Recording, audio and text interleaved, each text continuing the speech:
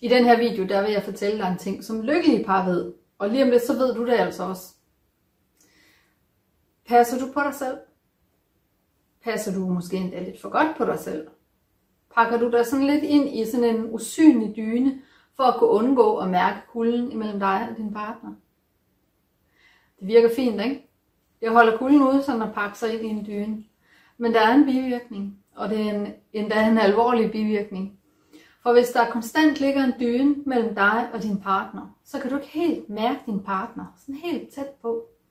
Så den dyne, der holder kulden ude, den holder altså også hjertevarmen ude. Og sagt med andre ord eller et andet billede, hvis du gemmer dig bag en mur, så kan du være sikker på, at du er i sikkerhed, så er der ikke nogen, der kan finde dig.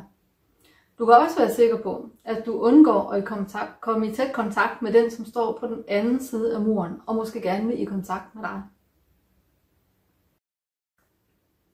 Så derfor, hvis din partner sårer dig, så kan det altså være et tegn på, at du har ladet ham eller hende komme tæt på dig.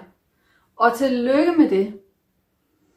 Nogle af de ting, der kan såre dig, de hører ikke hjemme i et sundt parforhold, og det vender jeg tilbage til i mit online kursus, Er det slut nu? Når du bliver såret, så kan det handle om, at dine grænser er blevet overskredet. For at kunne mærke, hvor dine grænser går, så er du nødt til at kende dine grænser. Og hvis du er kommet lidt væk fra dig selv, ja, så er der altså hjælp at hente i kursets 4. modul, som hedder Lev i overensstemmelse med dine værdier. Her der får du viden og øvelser, som hjælper dig med at mærke, hvad du har brug for. Og du lærer også, hvordan du får bedt om det på en måde, som føles trygt for både dig og din partner. Så kære dig, tag dig kærligt af dig selv, din partner og dit parforhold med det her online kursus Er det slut nu?